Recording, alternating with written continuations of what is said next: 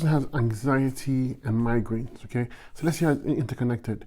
When you have anxiety, it's your adrenals. It's the adrenal issue, okay? And when you have migraines, there are two main factors. You have sinus congestion, you have bowel congestion, okay? Also, your adrenals will affect your bowel movements, and that could potentially affect your migraines, okay? Because the adrenals control peristalsis, autonomic nerve movements, okay?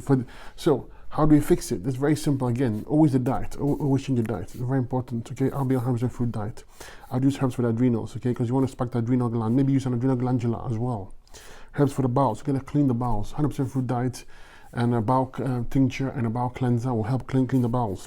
Give you good bowel movement. Clean the kidneys. This is interstitial lymphatic congestion. The lymph system is not moving properly. You gotta filter out the lymph system. You need good kidneys for that. So use herbs for the kidneys. Use herbs for the lymphatic system. Very, very important. Okay, and deworm yourself. Always deworm yourself. It potentially can cause this migraines. Okay, anxiety. Remember, always you can use the glandula and use the herbs, but give it time. I would also meditate to help calm things down.